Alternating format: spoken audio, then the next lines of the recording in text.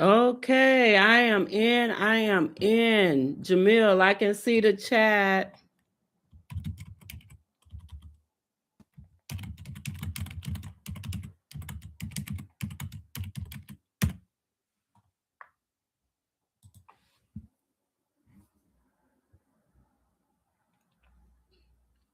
Let's see if he'll come back in. It was totally my fault, and there were some serious issues, but oh my goodness, we had some views there. We had some views, but this is a mess.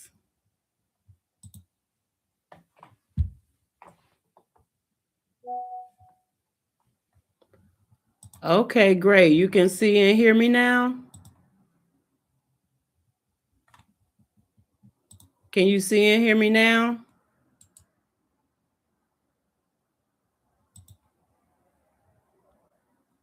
Can you see and hear me now?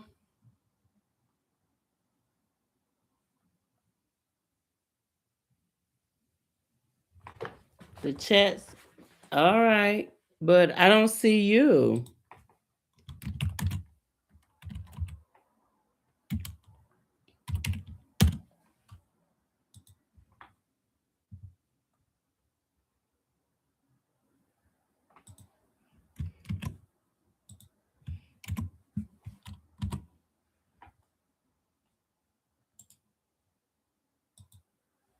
I'm trying to send you a link. I don't know why to. Hmm.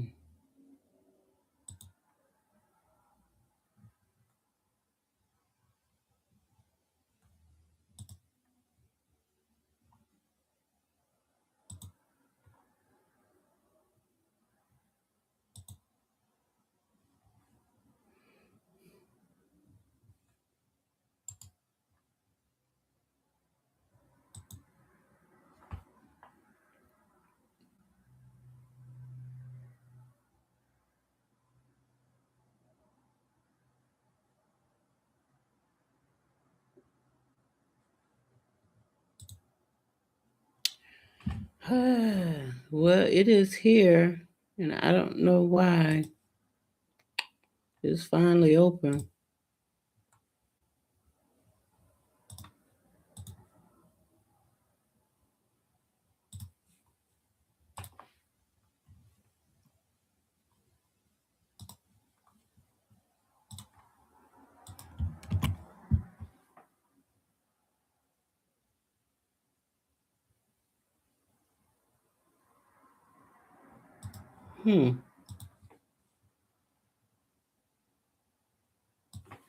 I don't know. Brother Jamil, I'm here. And now there's an excellent connection.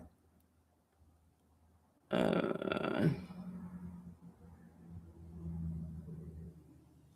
you have a viewer. Okay, I'm here, Brother.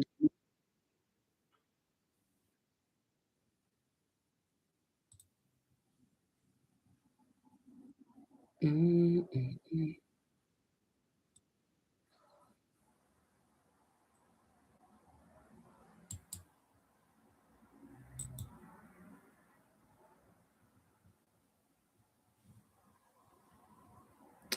The chat is here. I don't know what happened. Hmm.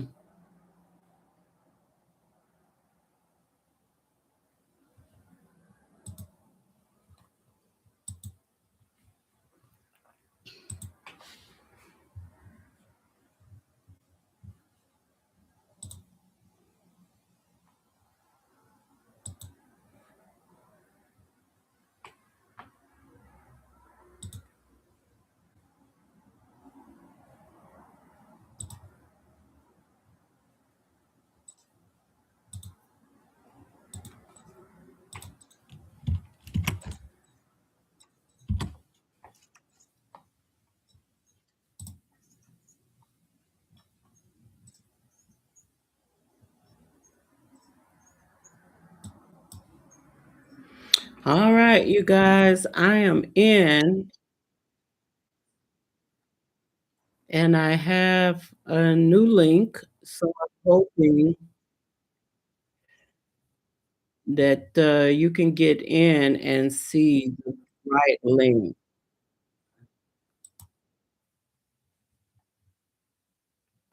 It has not been easy.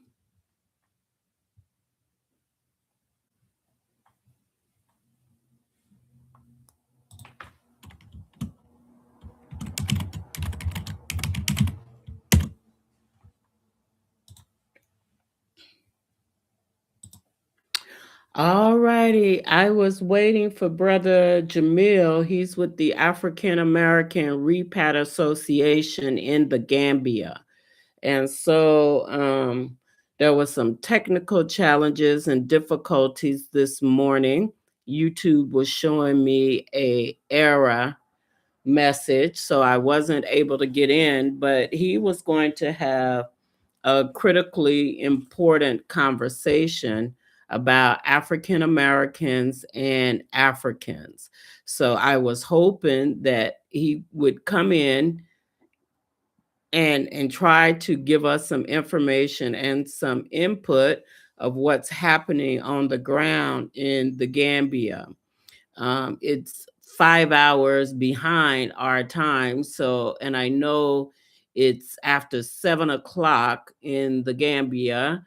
And so it's unfortunate that I was having technical errors, but I know he will eventually we'll reconnect and we'll have an opportunity to have this conversation. There are so many things that we can be discussing prior to our move. And I believe that Brother Jamil will give us some information that will allow us to think about, our next move, how to navigate, what we can do, what we can't do in the Gambia. He's also, have business and work that he's doing, education, a school, some training. And I know that him and his wife have been religiously, making sure they're creating space for themselves and for other African American repats in the Gambia.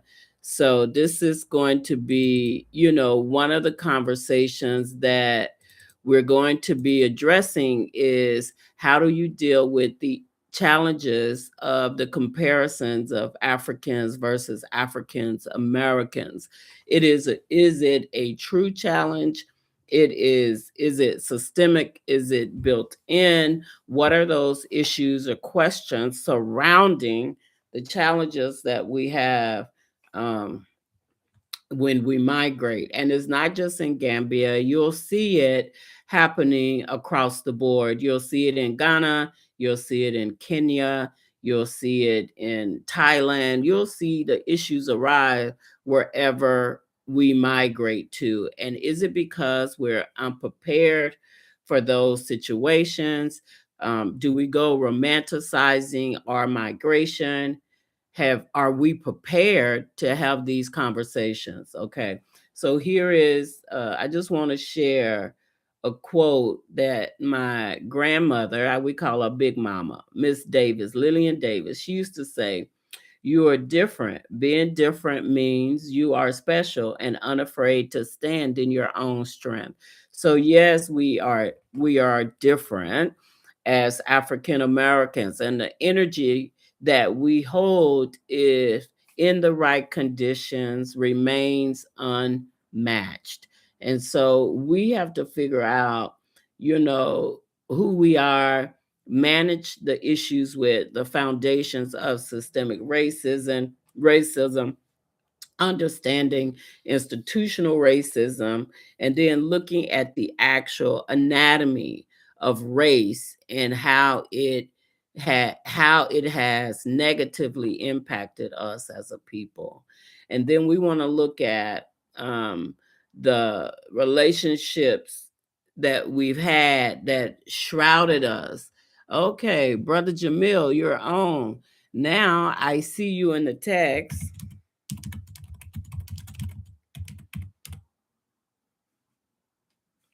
I think we're just going to be texting and having a conversation because I'm not allowed. Okay, let's see. Channel, go to the channel, report, remove, put user, uh, add as moderator. Moderator. I see you as the moderator. You're managing, but I need to be able to talk to you and have conversations.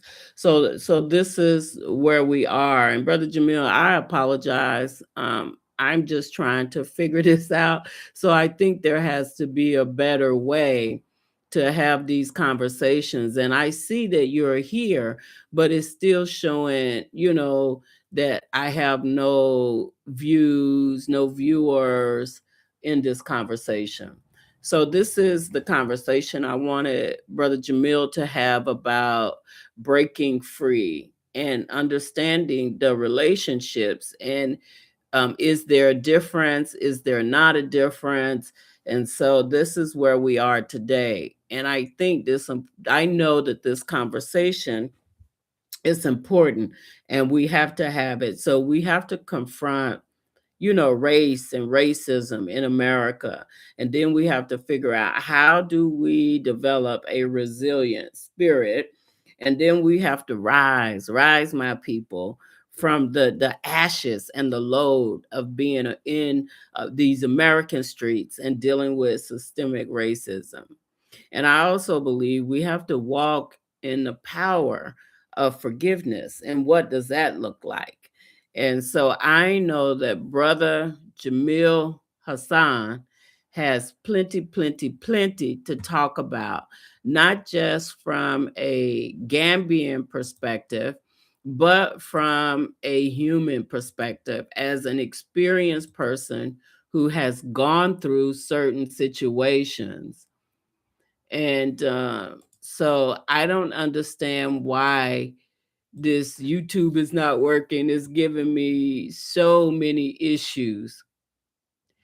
And I don't know why, Brother Jamil, you can't get in, because I see you in the chat.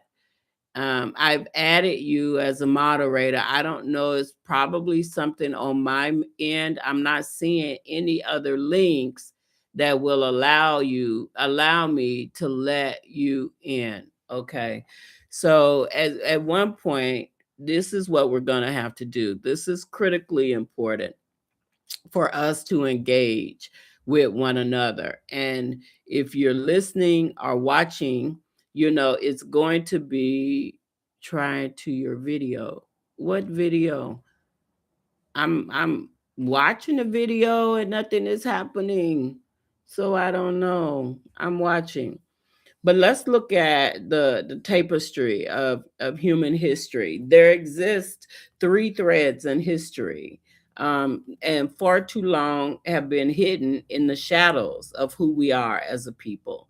So when we look at, who we are spiritually and connect to that as non-ethered beings, the nine ether beings, if we can tap into our spirituality and understand who we are as a people, that trajectory will change. Racism exists, yes, but we can overcome systemic and institutional racism. So this is our quest for peace and for justice, is to have these conversations with people who have migrated to Africa, people who want to migrate to Africa, in a way that brings them true change and positivity, not in a way that causes them to be hindered by the transition. So I see you dot in, get in something, Earth 2557.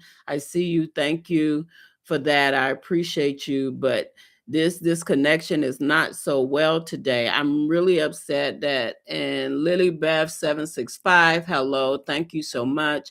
I'm really upset Brother Jamil couldn't come in to have this conversation. I just need to figure out a way to make sure this is happening. And honestly, before my channel was pretty dormant, but now that I've changed the trajectory, I've noticed, certain things happening on my channel, videos not uploading, you know, it being inconsistent, or my entire computer blacking out and going dead. So these are the conversations we want to have, and it's happening across the board. When you talk about foundational Black Americans, and when you talk about indigenous Americans or Black Americans, in my opinion, we are one and all the same.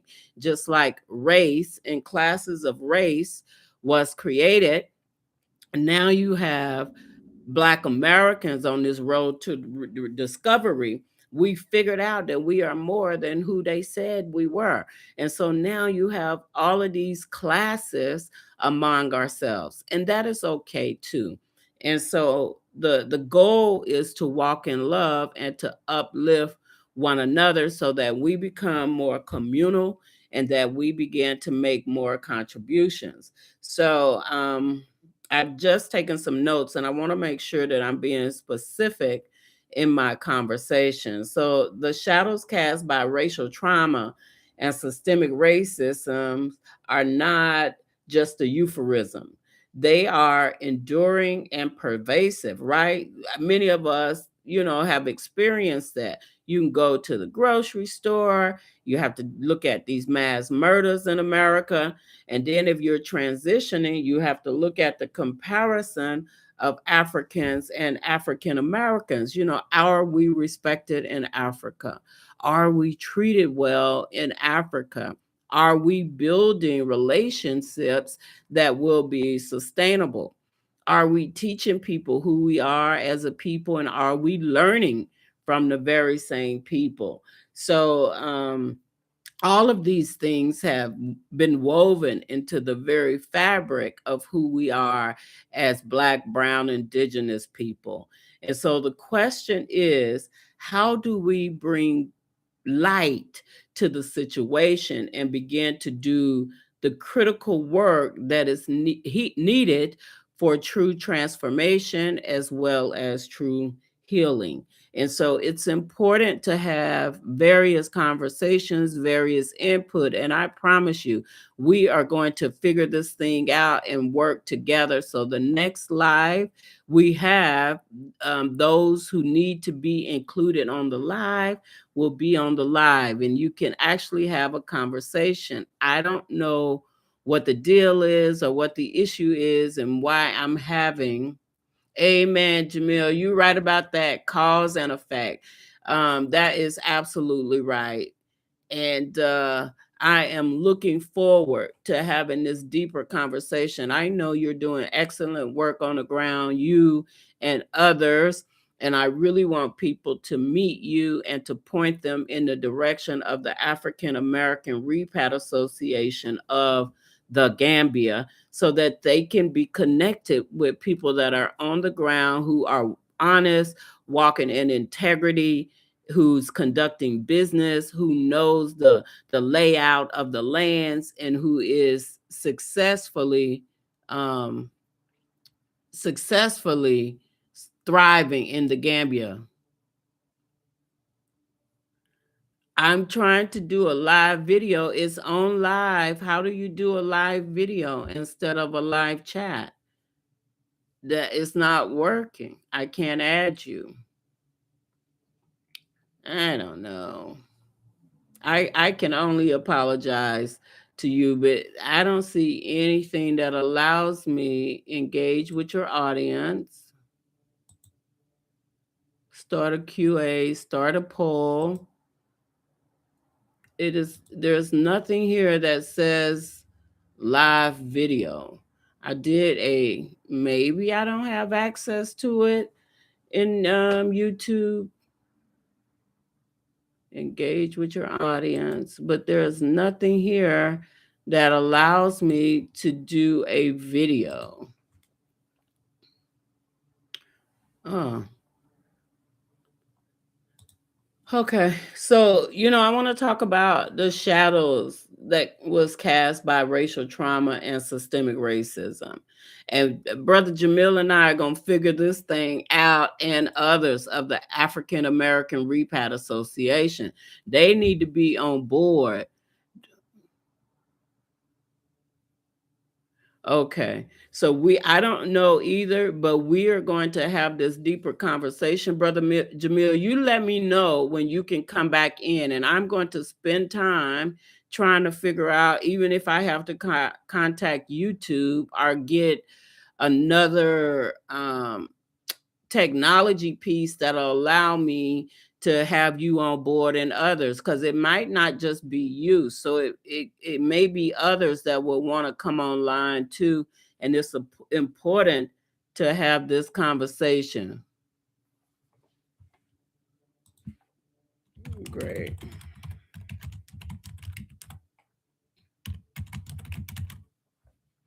So I'm just telling Brother Jamil he can't get in, and we're having an issue with it. So the things that are impacting us the most is mindset. You know what I mean? What is our intentions? How do we plan to migrate? Um, what do we need to release ourselves from, and what do we need to strengthen ourselves in, and how can we take that to the motherland and make it work?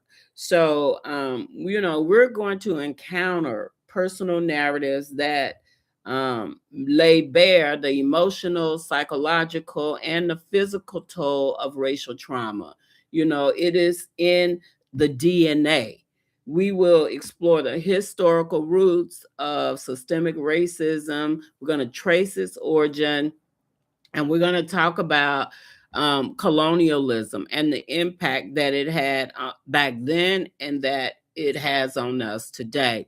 And so, you start looking at everybody in America has got, every immigrant in America has got some form of reparations. You look at the Native Americans, the Japanese, the Chinese people, and now you have these Somalians over here who's walked away with all kind of money, millions and trillions of dollars. That is right. Colonization is the cause. Okay. So, these Somalians have walked away with millions of dollars, forged daycare, sending money to Kenya, back to Somalia to support God knows what. And that's right. Dissonance. Sorry, cognitive dissonance is in the effect. That is true. That is true. But, I often wonder with these Somalians, everybody is getting a piece of the pie in America, except Americans. Where's our reparations? And why aren't we pushing agendas that will allow us global recognition? And I believe that this move to our migration to Africa is the best reset that we could ever give ourselves. Whether you believe you're of African descent or not, is not the question. The thing is, how do we walk away from systemic racism and racial trauma? How do we build ourselves up enough to be able to conquer the challenges that we have in this place called the Americas? And we can't do it if we're not standing in our own truth. If we don't know that we are more than what they've told us to be, that we are. And so you see history revealing itself in many ways. And so the challenge that I have is the Black American, the Indian American, the Afro American, the African American, the indigenous, the Moor, the Hebrew Israelite, all of these different classes of people. What does it matter if you have identified yourself in a group or a subgroup and we're still not walking in love and respect? What does it matter, who you identifying yourself with? That's just like this new pronoun situation they have that came up for diversity, equity, inclusion, right? Okay, so you're classifying yourself as something that we are not. Hi from Ghana. How are you? Thank you for coming in. I appreciate you guys. You're classifying yourself. Even if you go to Africa, they don't say I'm a Black African or I'm African. They identify by their tribe. I'm Ghanaian. I'm from Kenya. I'm Ethiopian. I'm Mandinka. I'm Aku. I'm Manjako. I'm Sere. All of these different things. I'm Liberian. I'm Mende. I'm Teme. I'm Crew. I'm Crew. And so we've identified ourselves by a colonized foundation. And it is a system that is perpetually, it starts with the ourselves. Self-hate is real. Absolutely right. Self-hate and Black hate, it's a lot. It's a lot to deal with. And so we need strong brothers and sisters to set the record straight. And the question is, how can we unlock tribalism? That's right. Tribalism, Brother Hassan, and mindset is a major issue. And if we don't come out of tribalism and understand who we are as a people, we are going to be in trouble. So these types of things, they are the stories of our lives, and they are the same things that our ancestors were carrying. It is a heavy weight.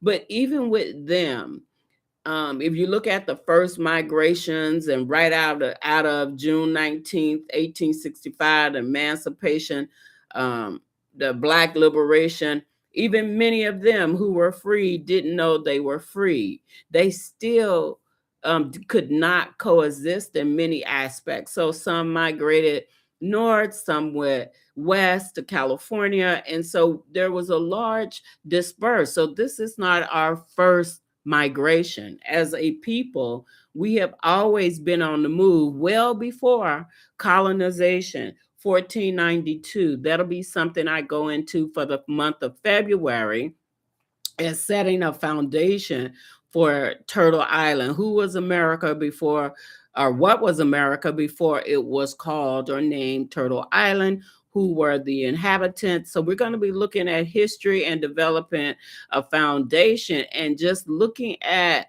the erasure of our people and how our culture and our history has been erased. Okay, so that is going to be the goal in February, is to have meaningful conversations. And this was kind of the entry with Brother Hassan coming in today to have to set the stage for the African American conversations we'll be having throughout the month of February. February is Black History Month. And so we're going to make sure that we're giving you history. We're going to look at the personal narratives and the roots of some of the problems that we are having. And we are going to better engage ourselves. And before we migrate, talk to people who are already on the ground. Now, I know I lived in Gambia for 5 years.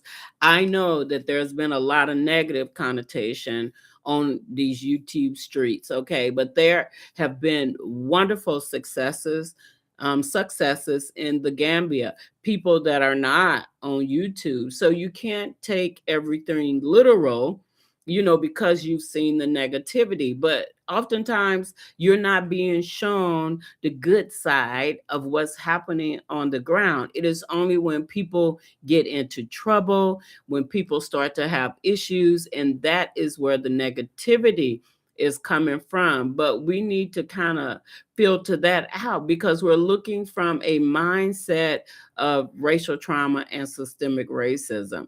These are the same people who haven't taken the time to heal. You know what I mean? So we have to heal ourselves first before we show up in such a way to the motherland. Now, it is different, it is challenging, but it's also beautiful. So we want to encourage you, to educate you, to empower you on BWise African Network. And it's not just about, color or race or ethnic group, but really it's about perspective, it's about history, it's about learning and unlearning. And then certainly it's about development, because there are countless opportunities for us in the motherland. But just like we're here in America, if we don't collectively come together and collaborate to create business, grocery stores, farms, industries, tech, then we won't be able to do it when we get to Gambia, because we're having our Africa, this individualism mindset. And the best way to create change is for a collective group to come together to create the change. That is the quickest route to getting recognition, public policies, and laws enacted. If we want laws and levels of protection, we have to come together, have a impact that allows us to produce the change, not because we're having conversation, but because there is power in numbers. So if we want power, then the power starts with us coming together as a group. And so there are certain things we need to be addressing. And I know Brother Jamil says the Gambia is a beautiful country and can be paradise on earth for the African people. Brother Jamil, can you just tell me why you think Gambia is paradise and can be paradise for African people? So we're going to have a deeper conversation, and it's going to be done proper and right. But, Wednesday and Sunday is the live. I wanted to come on and kind of be consistent with what I said that I was going to do. And so that it becomes a habit, because how can you have growth and development if you're not consistent? Okay, so he says, united we stand, divided we fall. He is absolutely right. We have to come together. It's either now or never. You can see all of the policies President Trump have enacted, all of the information and the news that has revealed who we were as a people. And now you have this dead silence of Black people in America, because it's just hard to conceptualize the things that is taking place. Now, all the things that we were taught, now it's all a lie. It's a mirage. It's a matrix. It's not the truth at all. And so we have to create who we are as a people. We have to take deeper dives into who we are in our genealogy. And so we have to understand what really drives us and what brings us to this journey, the road we on now. Is it defined by a dark history, a dark past, or is it defined by this is the mental blockage? And Brother Hassan said cognitive dissonance is the effect. So is it the psychological component that is not allowing us to move forward and to collectively work together? Now, my concern is trust. Why can't we build trust? Trust is earned, and I understand that. But how can it be earned if we're not giving each other the opportunity? You're putting us all in one block.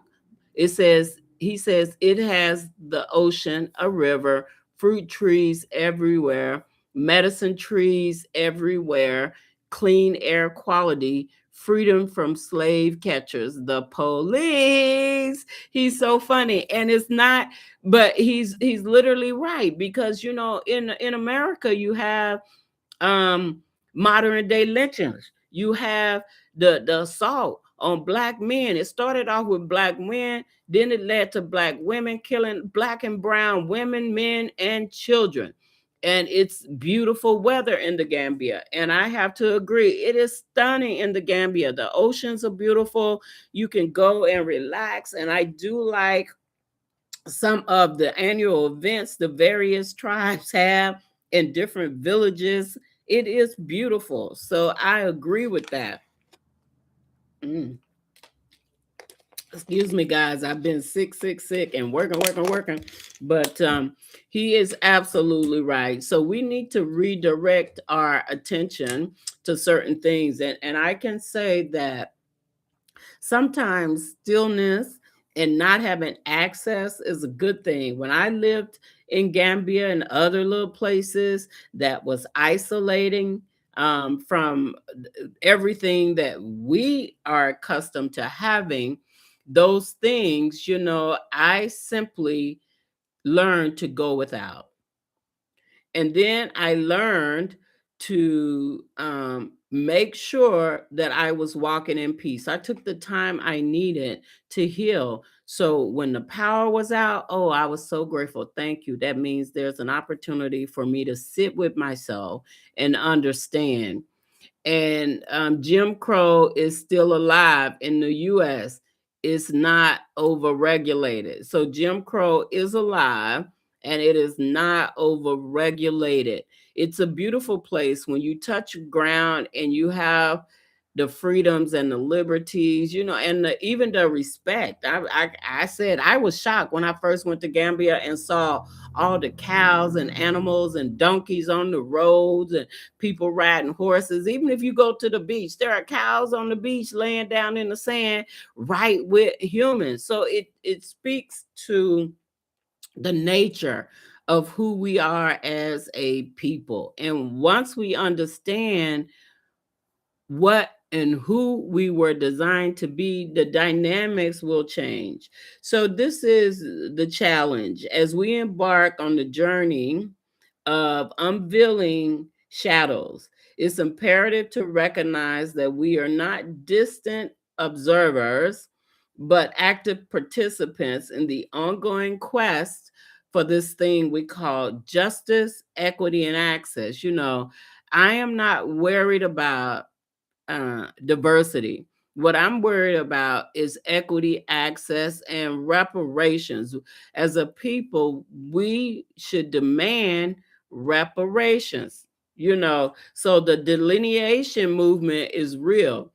And I'm so grateful for all of the various, just like in Africa, they have different tribes. It's the same thing in America. We have different Black Americans, different tribes. You're seeing them coming out every day. You have Native Americans, you have Moors, you have Hebrew Israelites, you have Africans, you have African Americans, you have the mulattoes, you have the Gullah Geechee people. So when people look at African Americans, we are not all the same. We are not all cut from the same cloth. And so we're going to be looking at it's not enough to simply acknowledge our existence, right? We must engage ourselves on every level.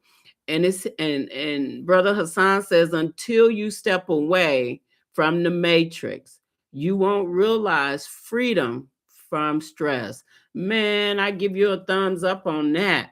And it takes a while for that, because it's like, I was scratching my head. Is this the real reality? Have I just stepped into liberation? Have I just stepped into another zone that allows me to look at myself and to be my authentic self? It took a minute. It took almost a year for me to de-stress and understand my environment. And so you are absolutely right. There is no stress. But I did realize at some point I included stress because there was no stress. It was unusual not to be walking through life without stress, without worrying about the popo. If you're driving and the lights come on, are they going to pull you out the car? Are they going to shoot you? All these things. In the Gambia, You're going to go through a checkpoint. Sometimes you stop, sometimes you don't.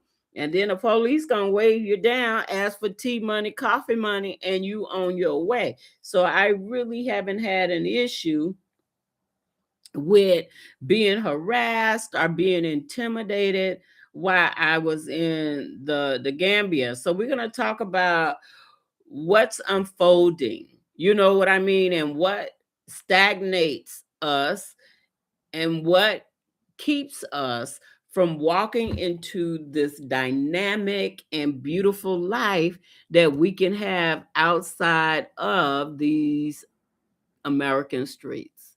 So if we're looking to immerse ourselves in history and to take a look at Turtle Island and redevelop Turtle Island, right, you're right, Brother Jamil. If we want to redevelop this place called Turtle Island and talk about how do we take back what was taken from us, because there was a great land grab, there was a great erasure of American history, there was lies told about who we were. But with all of that, can you gain access to equity and funding and money in these American streets to do what we need to do as a people? And if you gain it here, how can you rewrite 500 years or more of systemic racism and slavery in a country?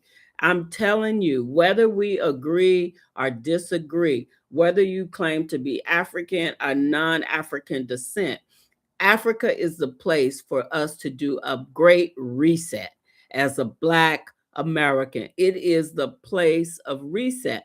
But how we reset and how we migrate is going to be the better question.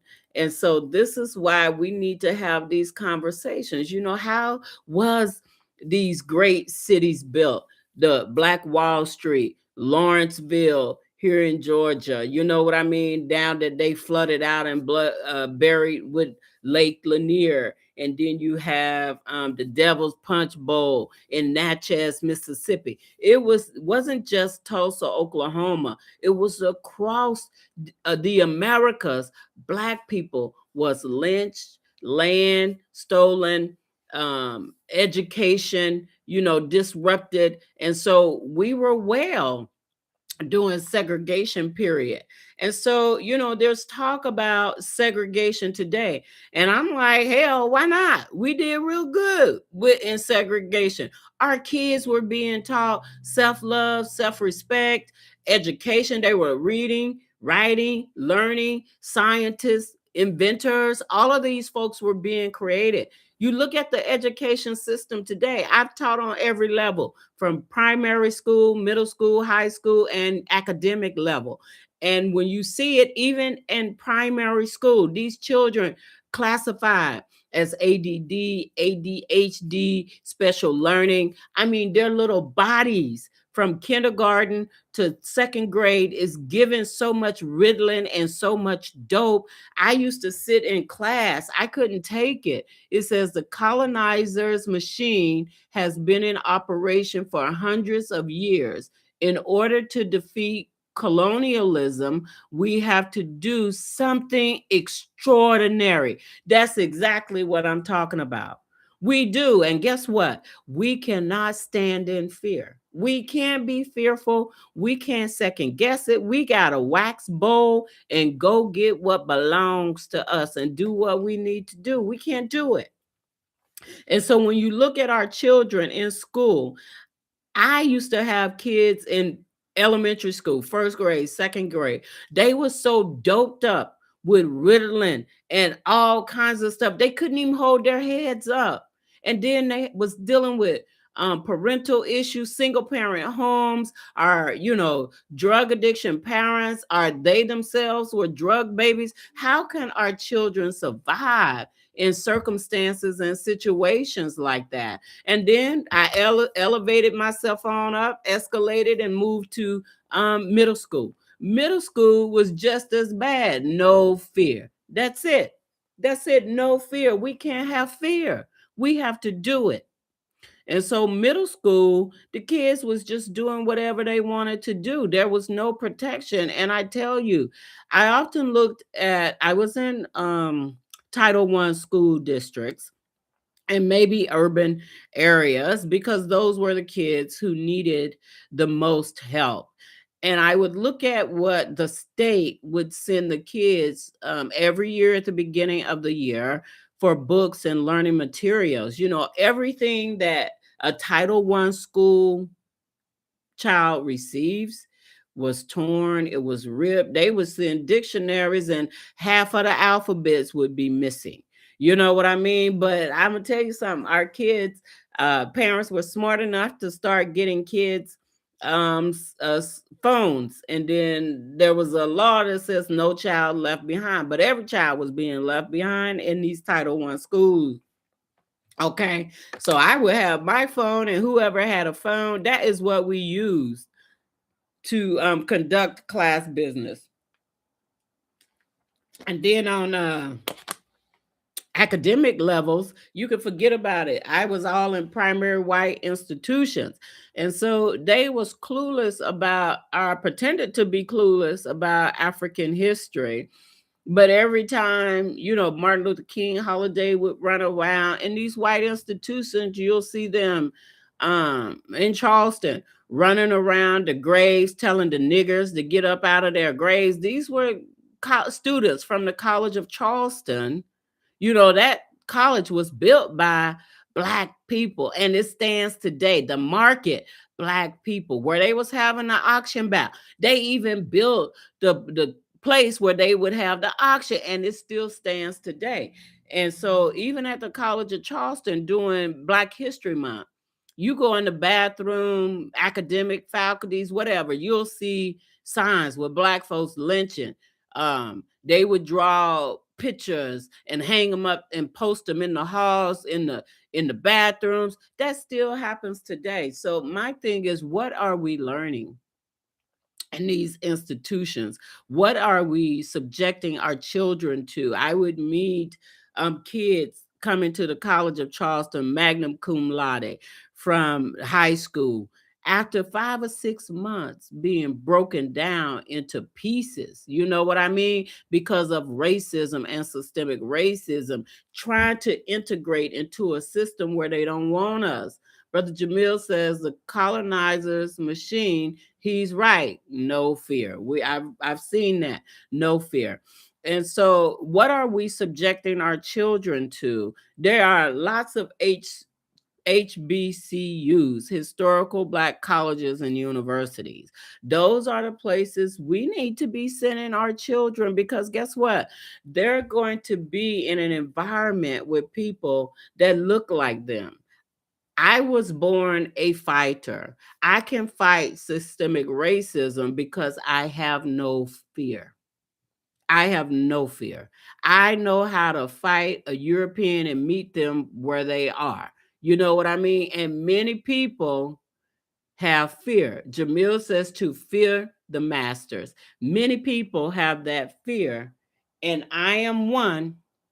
I don't walk in fear. It's particularly when it comes to colonization, slavery. Even if I'm wrong, I'm gonna fight them to the tooth. Okay, obey your earthly masters. And so we want to walk away from that mindset and become the master of ourselves. We want to be the captain of our ships, like Maya Angelou said, and the masters of our soul. So how do we do that? You got to look at before integration, how successful Black people were. The James Baldwins, the W.E.B. Du Bois, you know, the Booker T. Washingtons of great time. You got to look at those folks and how they dealt with education, development, and creating spaces for ourselves. We were happy. We were at peace. We didn't have the competition. We didn't have to worry about what another race was saying. We cared for ourselves. I think about my great grandparents, my ancestors. I shared with you my great granddad, his information. All God's Dangers, The Life of Ned Cobb. I shared with you his story as a sharecropper. It's on YouTube, and they've done a documentary about it for years, and it's being taught in institutions about his life as a sharecropper. He was an activist before activism. He was born in 1865, and he got into a shootout with the police in Alabama because they were stealing black land, and he was advocating and protecting his neighbors. But when the police came to him, the neighbors disappeared. So the documentary is called All of God's Dangers, The Life of Ned Cobb, and it's on YouTube.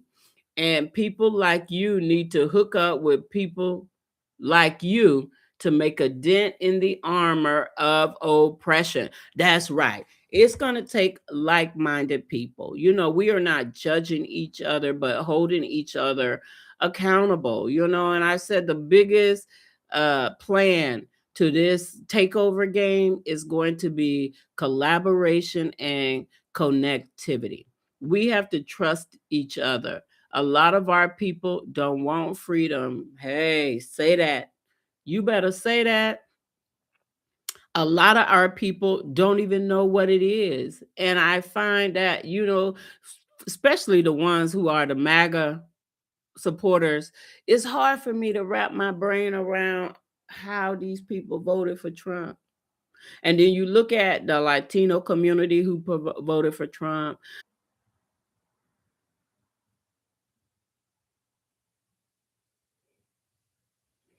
All right, you guys. I don't know what happened. I told you there was an issue with the system. The whole thing froze up. The computer screen went black and white and it just simply crashed. This is the problem that I'm having. Yeah, I froze and computer crashed. Yeah, this is the conversation that the problem is this. Every time you're having these conversations, this seems to be happening with my system. The deeper we go, the problem I'm having when I'm talking about Trump and all of these other scenarios, this is the problem that's happening. A lot of people are getting, blocked out of certain situations. And I hope you guys are back. This is what I'm saying. So this is not going to be a passive type of journey. You know what I mean? We're going to have to recognize that these are the shadows that are causing us to be crippled by who we are and what the intent is. So there is a process. It's a catalytic process to healing, to being aware, and to moving on. So it's really a transformative change. And there are so many people who are doing it well. And can we do it better? Absolutely, we can. We can do it better. And we do it better by working together. And we work with the people who desire freedom.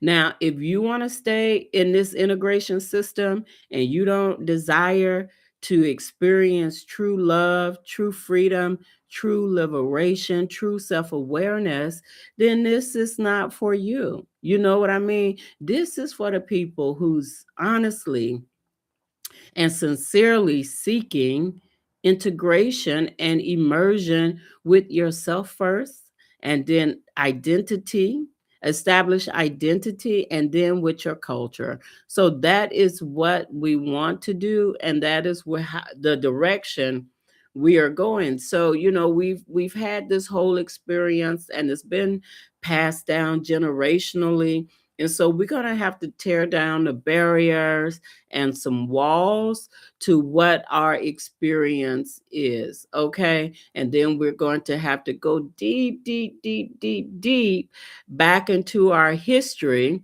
to understand what transpired with our families and our ancestors generationally, what has shaped me as an individual.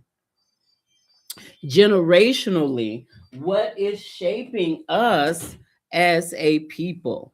And so we're looking into the various dynamics of who we are, individually and then as a people. So we're going to make some real connections here, and we're going to understand the power of identity, the power of collective work. And I really want you to reach out and follow the African American Repat Association of the Gambia, AARA. Join it. Look at the discussions that are taking place. Make a contribution to the association. We are in the process of trying to develop something, not just because of ourselves, because we desire our people, like Brother Jamil said, we would prefer people who's choosing freedom and liberation over having a colonized mind and a perpetual state of slavery. And so we want to free ourselves from that mindset, okay? And that is the goal.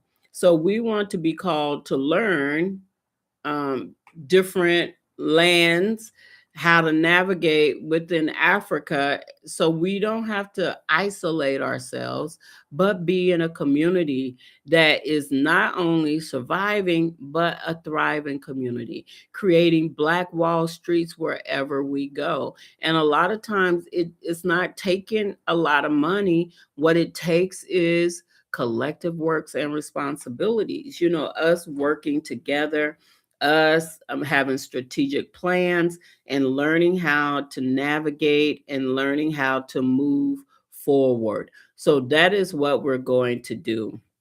And you guys, I've been here. It's almost an hour now. We've had an impactful conversation, but the live on January 21st, which is Wednesday, I'm going to do everything possible to make sure that I can have these panels alive so that you're not just hearing from me or talking to me, and that you as well can join. So if anybody has any information on how to do this, YouTube is not allowing me to connect others on this live stream so that we can engage.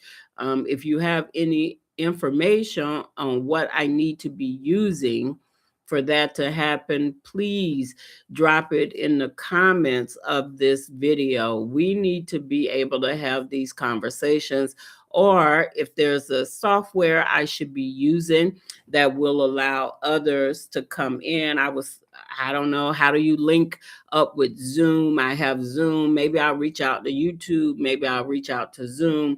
But this is going to be the conversations we have, and it's to challenge our conception, our preconceptions of who we are, how we navigate, and then we're going to dispel some of the negative information you're getting on the ground.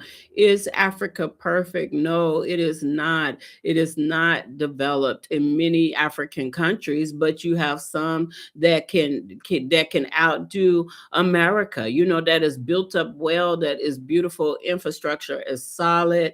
You have that in Africa as well. So when we look at Africa, we can't just lump it into one country, because when you look at America, we have 50 states. Africa has 54 countries. The diaspora in America is now the last region of the African nation. And so there's countless opportunities, and I'm grateful that they are now connecting Africa and making it borderless. So you do have some presidents that are working to make Africa borderless. So we want to get down to the nitty gritty of things. What is causing us discomfort? What gives us pain, right? And how do we move from pain to reality?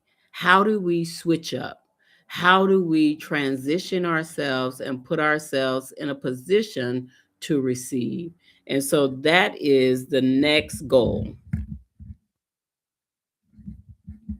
We are going to be positioning ourselves so that we can understand what the mission is. And not many of them won't understand what the mission is. Okay, you will have some Black Americans who refuse to get on board, and that's okay because we all have a right to make our own decisions, right? But this is for the people who are soul searching, who are saying something deep is calling them to Africa and saying, this is what I want you to connect with. This is what I need you to understand. It doesn't necessarily mean you have to stay there. It's your inner man and your spirit giving you permission to take a break, to take a reset, to get reconnected. And if you do that and your spirit is built up and you're led to do something else or go somewhere different, that's between you and your spirit man, okay? But it is critically important that we have the opportunity for this great reset and to build ourselves up in a way that we can never be broken down into bite-sized pieces again. They have literally broken Africa into bite-sized people. And when they did that, they broken Africa and broken African people. And so we are a part of this whole marginalization piece. But guess what? We are more than what they have said we are. And Brother Hassan says the middle class Blacks in America are complacent. You better say that. You better say it. Go ahead.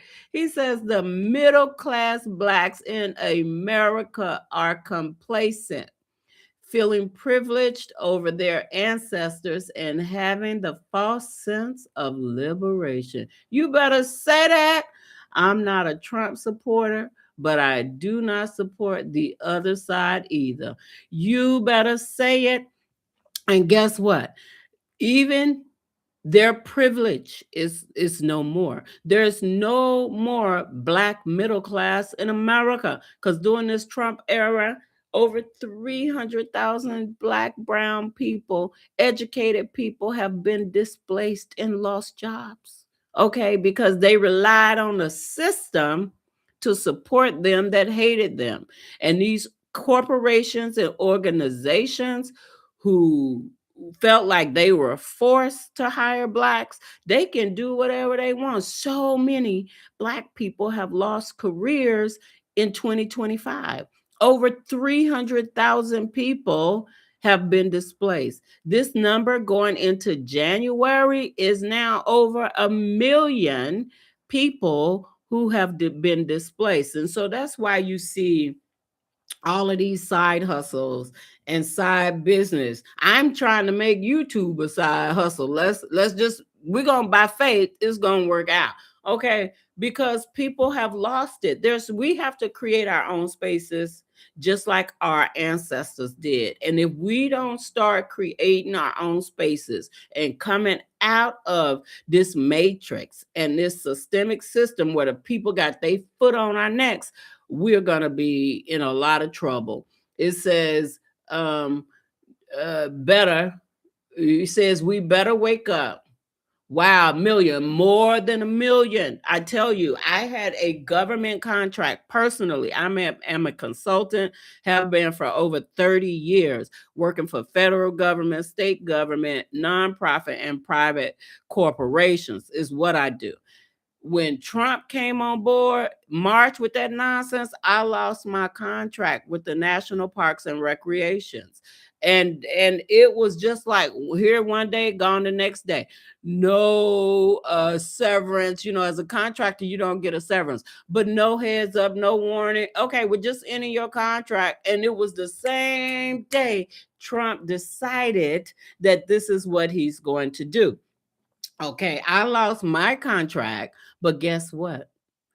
Look at the federal government employees, all the white people when Trump had that government shut down. all the white people was impacted by the federal government shutdown. Okay. So, I was shut down and shut out, but you shut out your own people and they on Barely Survive Street. And now they themselves, the farmers, the people who voted for him are upset. I agree with you, Brother Hassan. Either side, the Democrats ain't doing shit for us. They not. And so we need to wake up and understand we need to be pushing our agenda because these people work together. It's politics.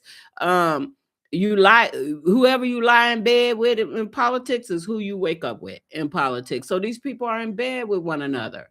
And when we first got here, Brother Hassan is talking about arriving in Gambia. He says, when we first got here, my wife was working remote as a project manager. They found out she was in Africa. They canceled. Say that again. You better know it.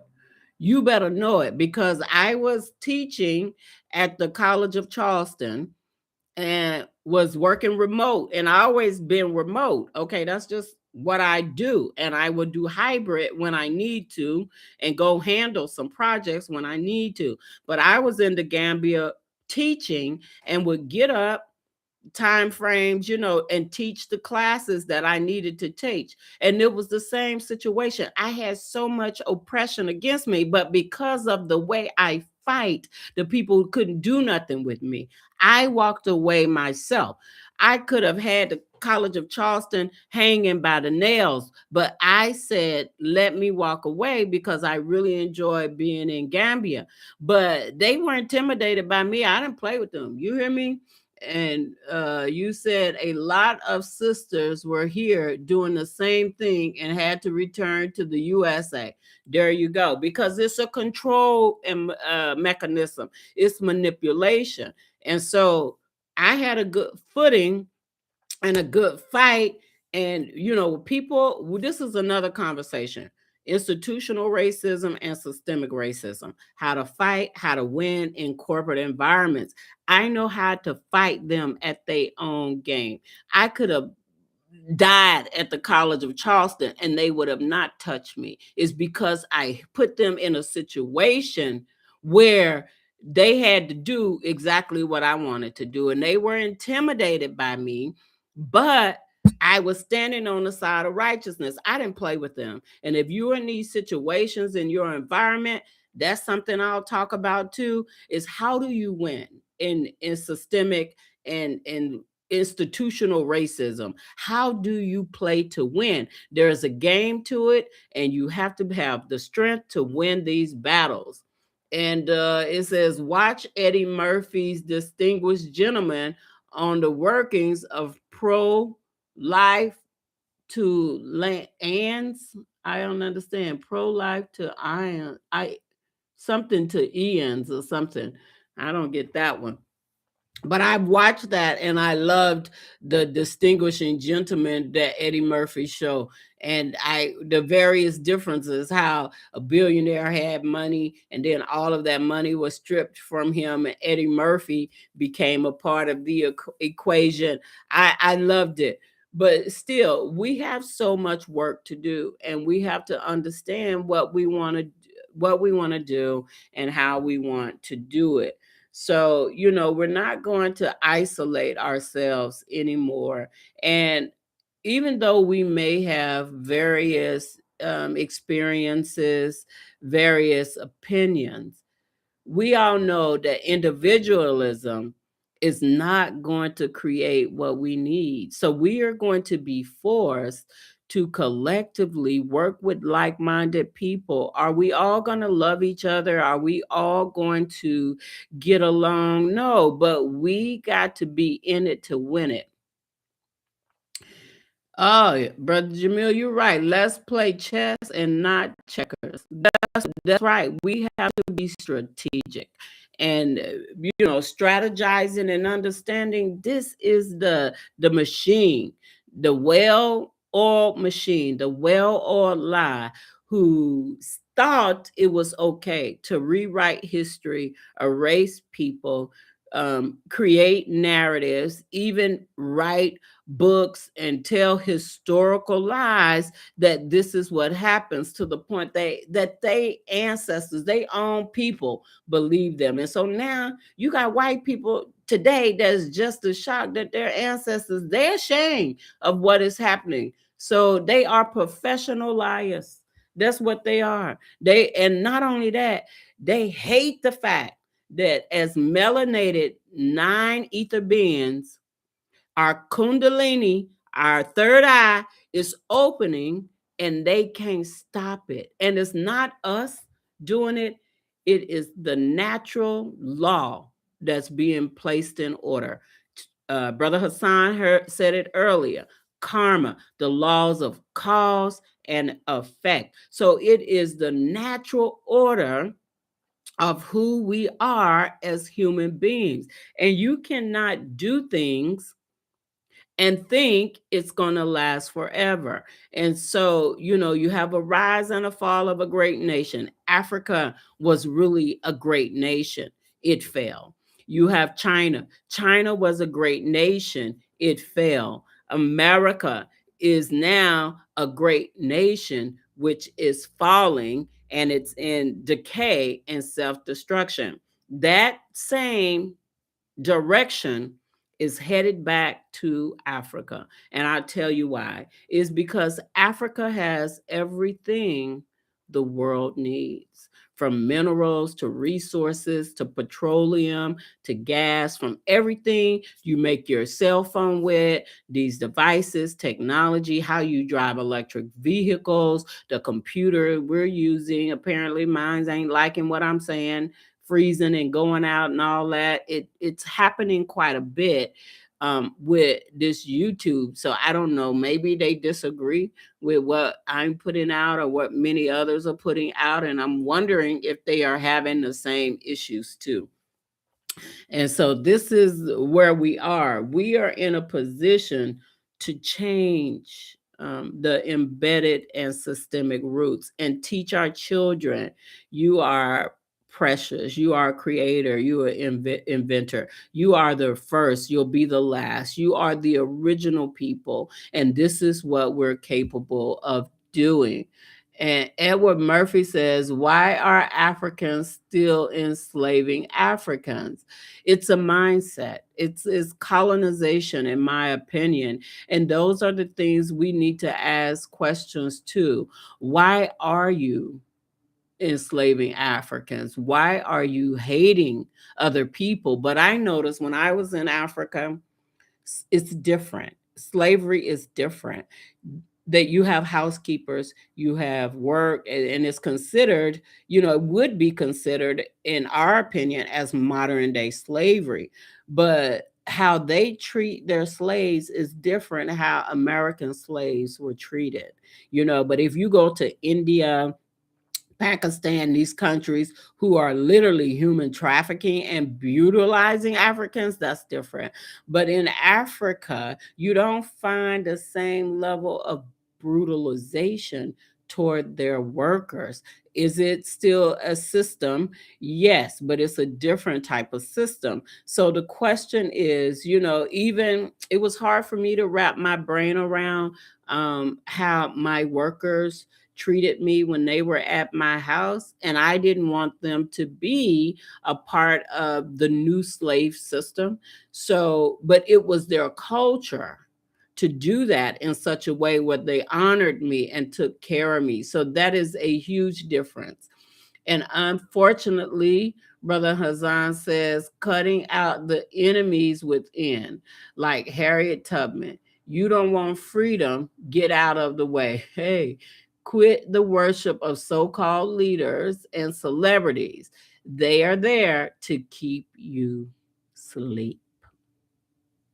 And you look at these celebrities, the lifestyle that they live, the debauchery, the hatred, the level of wickedness. You know what I mean? I see it across the board.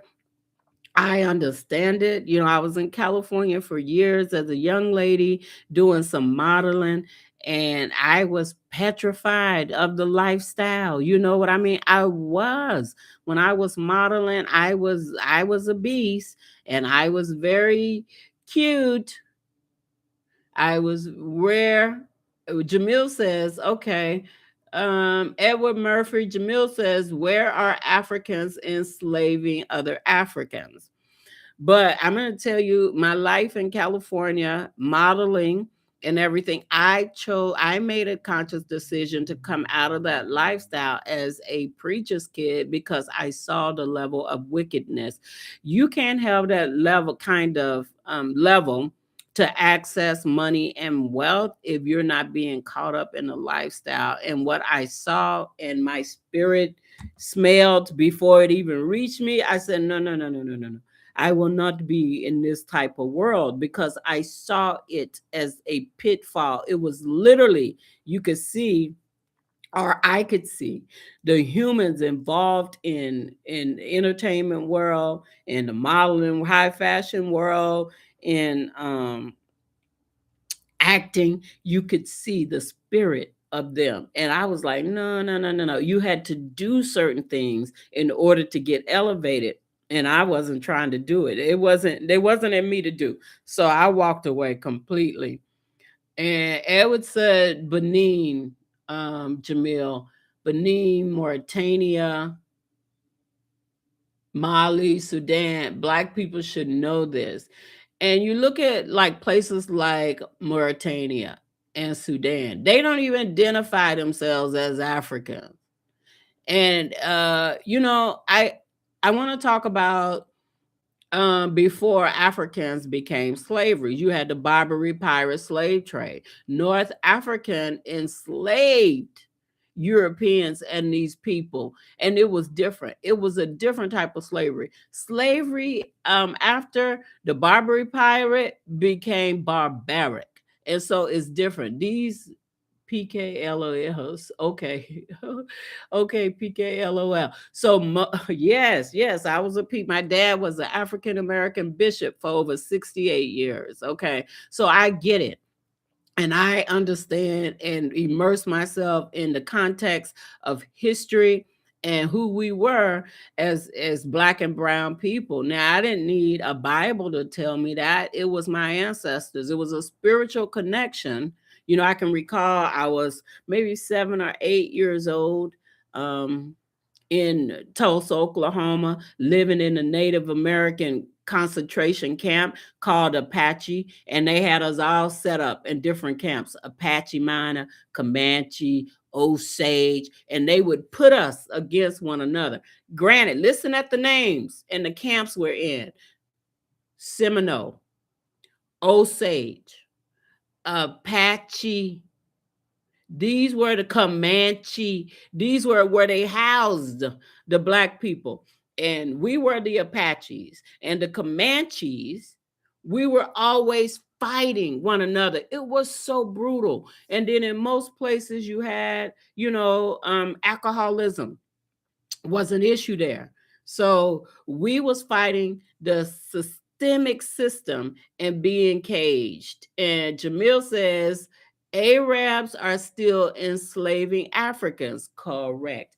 In such a brutal way that I promise you, these people should not be around to see it. They are disgusting the way they treat other human beings. And that's really what baffles me. Why do Africans go the back way to try to escape to Spain and Europe and all these places that are enslaving them? Why not stay where in Africa? I don't understand why you risk your life on a dinky boat going across the ocean to go somewhere if you survive, to be homeless, to be abused, to be raped, to be assaulted. What is the connection of that?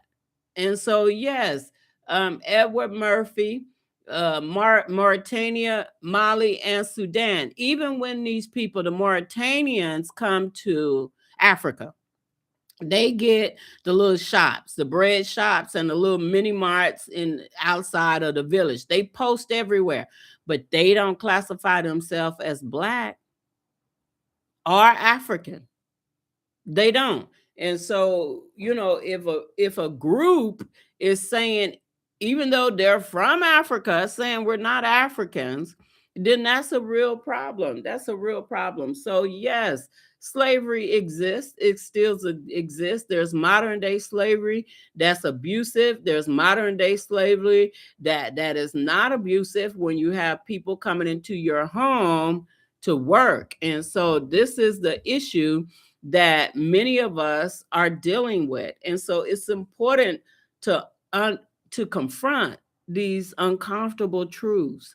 This is who we are and the machine that was created. James says the UAE, Dubai, Saudi Arabia. Yeah, wickedness. But when we were the slave masters, we didn't treat them the way they treated us. And my thought is this, and you can tell me your thoughts as well. Europeans, Caucasians, are fearful of us. They are afraid that since we have access to so much information, that we will do to them what they did to us. You tell me what you think about that. I know as Black and brown people, we're not vicious people like that. We literally walk in love, and we will not do it intentionally like they did. Brother Hamil Hassan says, I don't understand why our people go to these places, but we have PTS. Say that again. You better say it. I don't understand why we go either. And then you hate Americans, Black Americans, but you love Black American culture, food, dance, lifetime. I mean, we are the epitome of builders when it comes to culture. But yet, Africans say African Americans have no culture and have no identity. But everything that we do, Africans copy it and they take from it. Not only Africans, you see white people, even with boots on the ground, trail girl, trail ride now. You see all of these challenges, even white people doing them from old to young. Everything we do and we create, somebody is stealing, somebody is taking, not even borrowing it, just stealing the hell out of it. Okay, so we need to figure out how do we preserve ourselves. There is no place on this earth where the Black woman is liberated. Say that again. You better say it. You better say it. I done been in the US, in Europe, in Africa. I've never been to the Middle East. Don't want to go, but you are right. You better say it. The Black woman is a god and she will never be liberated. We have to liberate ourselves, and Black people white people turn positivity into negativity. Okay. And so there was all of this thing, nigger, niggas, negro, all of this. But if you look at the word niggas, spelled Negus, it means emperor or king. So when a Caucasian man or a cracker or European, however you refer to them, when they call you a nigger, that word really means emperor or king. And so it is the negative connotation that comes out of their mouths and their body language that makes it offensive. They themselves don't know. When they call you a nigger, they're calling you an emperor and a king. So when they call you a nigger, call them a peasant or a caveman and leave it at that. They copy us to the T. And they are super jealous. They're superficial, surface people. Black people are instinctively deep and spiritual people. It's not that we're better than anybody else. It's just that we were created out of energy and matter. We have the ability to create things before they even exist. But it is the conditioning of our minds that has caused this blockage. And so we want to do a black reset. And the reset is give Gambia a try. It's small. You can make some adjustments. They speak English. Now speaking English and comprehending English is a different thing. You have to do things slowly, slowly in that country. So go slowly, slowly, but it is a place to easily migrate. But you can't go unprepared. You can't go without money or without some level of income. You have to have some income, because guess what?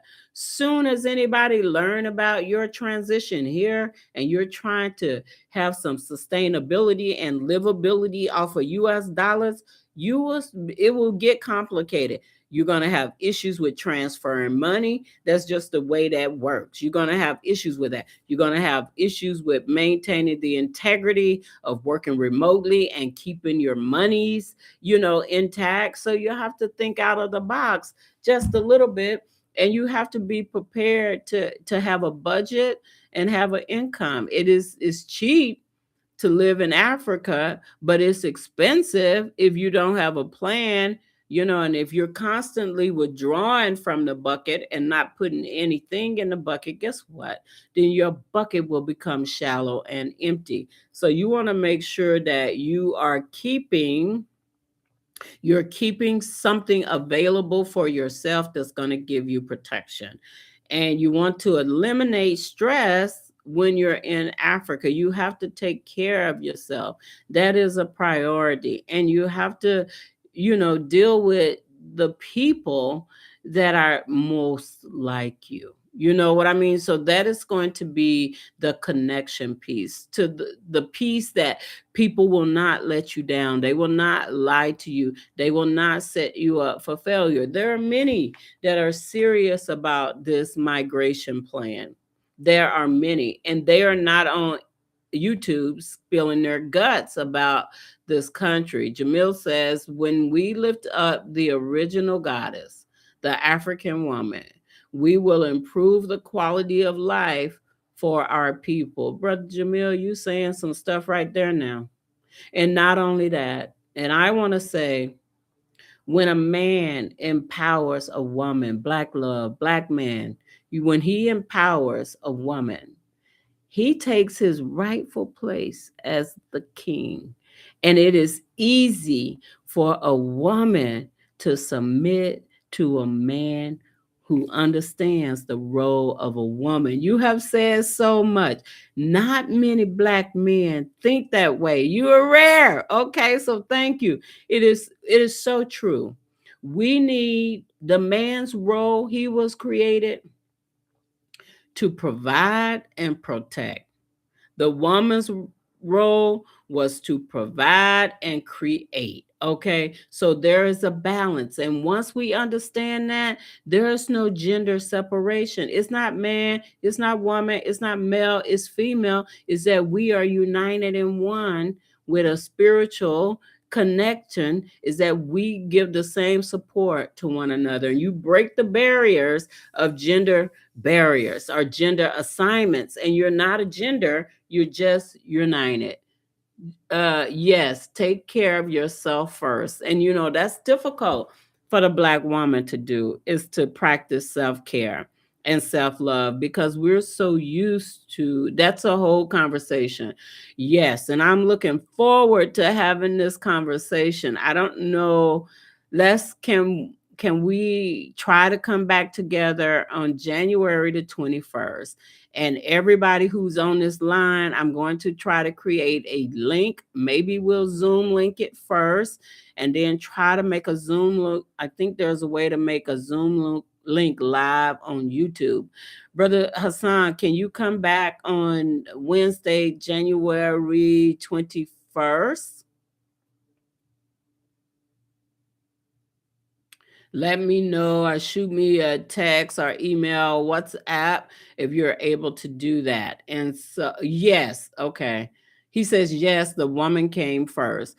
So we're going to try to have this conversation. And if you're watching this live and you're logged in, please, I've I've put a post about January 21st. We are going to try to come back again and make sure that we can all see each other and have conversations. This movement is not about me. It's about us. It's about an expression of love. That's the only way that we're going to be able to do this. And I'm not saying you have to go to Gambia, but what I am saying is that Gambia is a good start for you because it's small enough for you to get acclimated.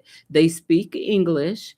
And when I was there, Brother Jamil can correct me if I'm wrong, for every $1, it was 72 Gambian Dalasi. So just imagine, for every $1 is 72 of their dollars. Even if you took $10,000 to that country, that is 720,000 Dalasis. He says, yes, and I will. So can you tell me what the exchange, or tell us what the exchange rate is for Gambia? Can you put that in the comment? For every $1, how many Dalasis is it now? So I think it was 72 or 73. I'm not sure of the significance of the dollar now because of tariffs and issues with Trump. But interesting talk, thank you. But if you took $10,000 to the Gambia today, that's 720,000 Dalasis. And if you took 5,000 of that and invested it in something you were interested in, not anything major, that's just going to get you in some issues, just something for you to test the waters to see if you could develop a business and do it the right way, because you can forget about work. I was able to work and win a contract, but the contract that I made, I was grateful and it gave me plenty to do, but it really wasn't about the money. It was about making connections, developing relationships, and being able to put myself out there. So I worked on the OIC road project, was the safety, health, and environmental training coordinator before they started building the Bertle Harding Highway. And then I was on the highway out there. And then I recognized the challenges. He said, yes, no, the exchange rate is 73 instead of 72. So if you take 10,000, if you take $10,000 times 73, that's 730,000 Dalasis in that country. Can you live on 730,000 Dalasis? Yes. Even if you took, let's say you took $25,000 to the country times 73. That's 1,825,000 Dalasis.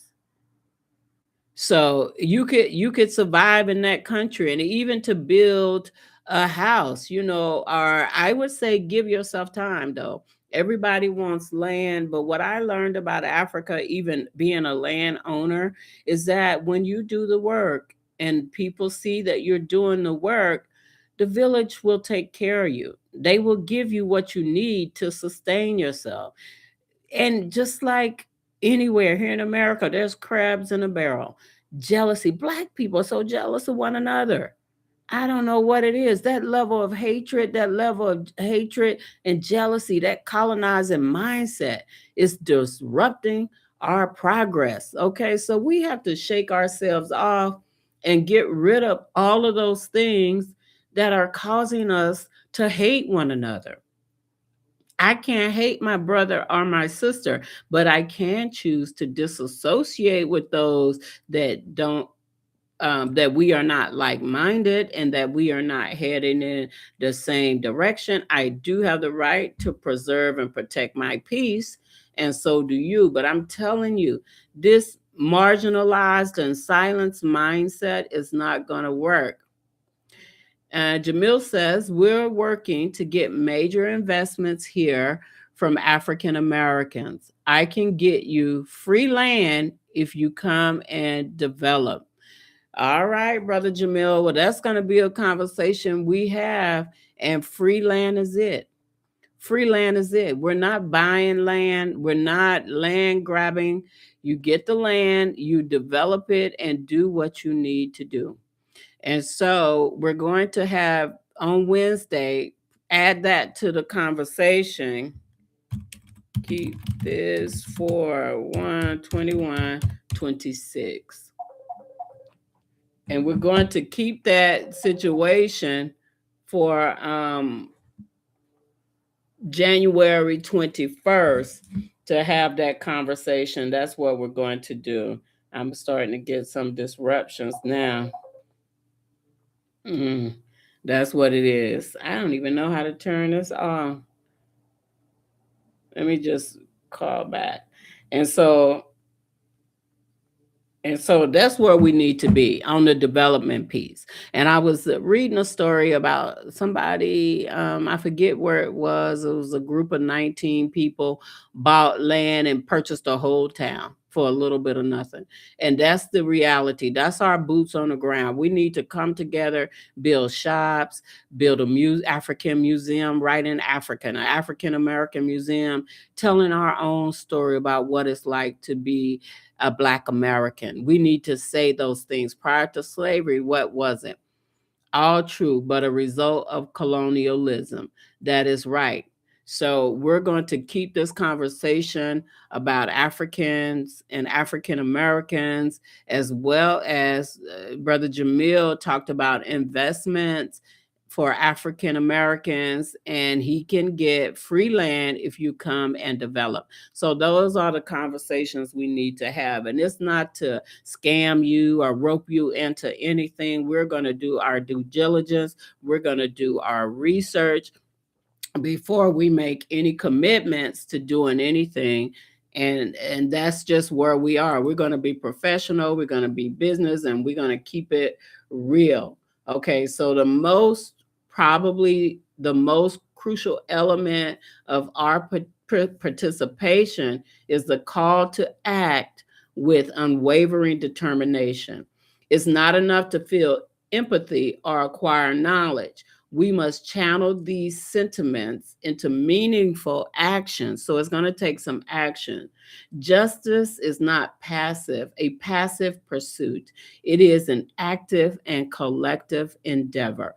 And so these actions take many forms: advocacy, allyship, policy change, community organizing, and so much more. It is the commitment to challenge and dismantle the systems that perpetuate systemic and structural racism in this country. It is the courage to stand up against injustice, to amplify marginalized voices, and to work towards a more equitable and inclusive society, which happens to be in Africa.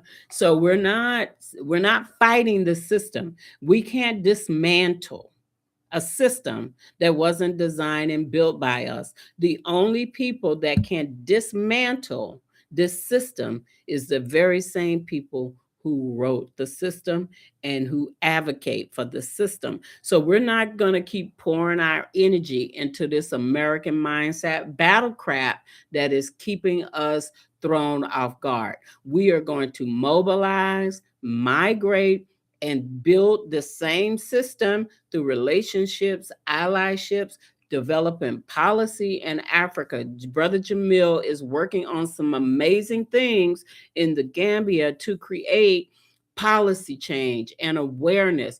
We are at the point that policy is going to create, but it's not going to do that until we start the development. There is power in numbers, and it's not so much of us talking, it is us developing. And once the Gambians, politicians, and the Gambians see, okay, these African Americans are bringing something to the table. They're networking, they're socializing, their development, they're creating, they're making spaces. Let us look at change, because I can tell you during the term of Yahya Jammeh, the past president, I think he's now in Guinea, Equatorial Guinea, and But prior to that, he had a program called Return to Roots. Gambia is where Kunta Kinte came from. The movie that we did called Roots, and that was put out in the early 80s. Okay. And so Kunta Kinte is from the Gambia, and they had a program called Return to Roots. It was similar, it was before Ghana did their return, program in the last 5, 10 years, whatever. So Gambia had a Return to Roots program based on Kunta Kinte. And so we want to look at not return to roots based on Kunta Kinte, but take that model, look at what was done then to increase this drive. And I'm sharing this because there was a migration then, and even Michael Jackson and Randy Jackson came to Gambia and has some plaques and information. If you go to Jufura Island or Janjanbora, wherever, I can't remember exactly where Kunta Kinte, the island is, but I visited the slave castle and where they held it. And if you go there, you'll connect the relationship. But the thing is, what can we do to build off of that experience? How can we create a space that tells the narrative from the African American eyes when Roots or Kunta Kinte first came out? That was hard. That was a hard pill to swallow. But then we also got to look at and understand, during the transatlantic slave trade, was it logical for boats that was not built as ships in that era be able to cross over transatlantic waters with millions of black folks they said they stole from Africa? Can you imagine? So I'm trying to understand the technology and the way people sailed transatlantically was not the same examples of the ships that we see today and what's being presented. So there are some major conversations we have to have. And guys, I think we have done an amazing job, and I am hopeful. Please come back on January 21st. And if you know how I can make this thing go live and people can come in, help a sister out to figure out how to do this. If anybody has the knowledge, it's going to take a knowledge and support of us helping one another. So this is a call for you to join us on unveiling the shadows. This is your call to action. Let us unveil the shadows of systemic racism, structural racism, and the issues that you have heard or seen concerning the migration to Africa. Okay, you guys, this is BWise African Network. Thank you so much for joining us today. I apologize we couldn't, go live, but it is what it is, and every effort will be made to stand strong moving forward and to share our collective stories, not choosing to disrespect or denigrate anyone because of choice. But we do want to look at mannerisms and behaviors that keep forcing us into certain situations and certain predicaments. So have a fabulous Sunday, and just follow BWise African Network. This is, I put out some videos regarding belonging in Africa. I'm just about to wrap that up in January. And then we'll go into the doctrine of discovery and history and have deep conversations and more lives where we can engage one another. This year is the year of Jubilee, the year of restoration, the year of the reset. So we're going to be actively taking actions that will allow the reset to take place. You guys have a wonderful, who is this, Jamil? Okay, I will see you then. Great live. Thank you so much. I appreciate you. You guys have a fantastic day and peace out.